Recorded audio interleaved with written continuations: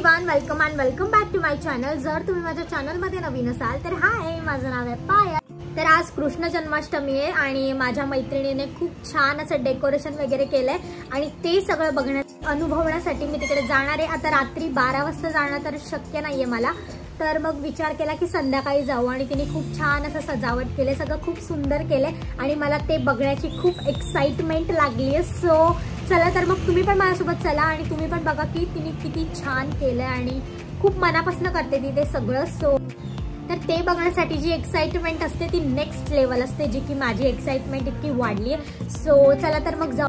आणि आजच्या व्लॉगमध्ये मी तुम्हाला आमच्या गणपती बाप्पाचं डेकोरेशन कसं चाललंय, मखार कुठपर्यंत आली हे सगळं दाखवणार आहे। सो व्लॉग शेवटपर्यंत बघा आणि लगेचच मी निघते तिच्याकडे जाण्यासाठी आणि मग भेटूयात आपण तिच्याच घरी, मी तुम्हाला सगळं सो स्टे ट्यून।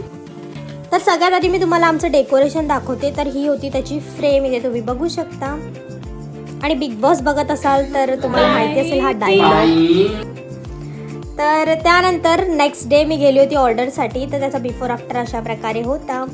तिकडे लाईटचा प्रॉब्लेम होता, सो दॅट्स वाय। आणि त्यानंतर ती फ्रेम आम्ही मखारीमध्ये लावली आणि त्याला असं पुठ्ठ्याने कव्हर केलं आणि त्यानंतर आम्ही इकडे शांत बसलो होतो। आणि ही आमची मुन्ना, निक्की बाई, तिला पण निक्कीचा बाई हा डायलॉग खूप आवडला, त्यामुळे तो सारखा सारखा घरामध्ये जे लोक बिग बॉस बघतात ना, सारखं सारखं ते बिग बॉसची फिलिंग आणि big boss big boss big boss चालू असतं। सो आमच्या इकडे पण तसंच काहीसं आहे। निक्कीची मुलगी का?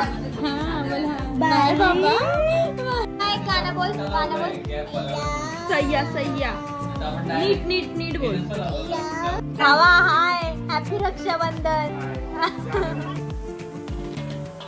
सो त्यानंतर इकडे सगळे काम चालू झालं पुन्हा एकदा मखारीचं आणि ह्याची सीलिंग वगैरे बाकी आहे, सगळं आम्ही पुठ्ठ्याने कव्हर करणार आहोत। आणि ते बबली आली होती, आम्ही रक्षाबंधन केलं एकमेकींना आणि माझ्या भावांना वगैरे पण केलं, त्याचा व्लॉग मी टाकलाय।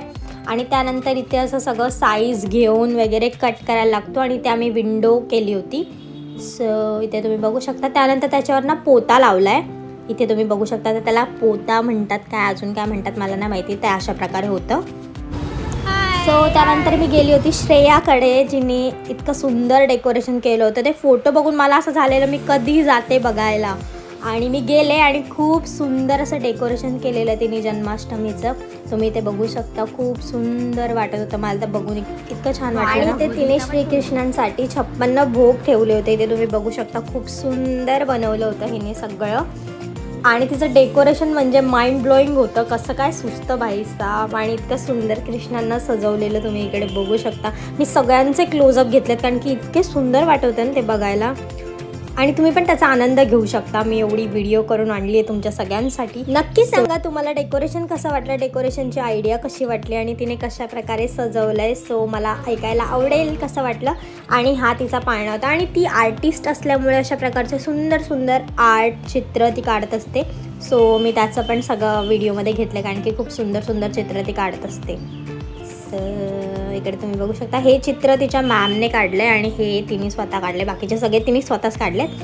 त्यानंतर आम्ही गेलो तिच्या टेरेसवर, बिकॉज इतका सुंदर आणि मला नेचर बघायला खूप आवडतं। सो म्हणून मी बोलले की आपण टेरेसवर पण जाऊन येऊया। सो अशा प्रकारे छान असा व्ह्यू होता।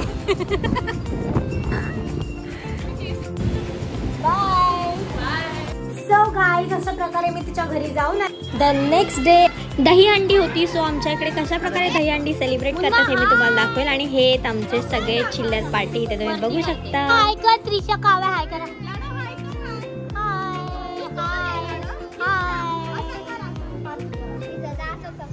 अरे तिचं माळ काढ त्याच्यात हाय कर, हाय हाय, इथे इथे इथे हा।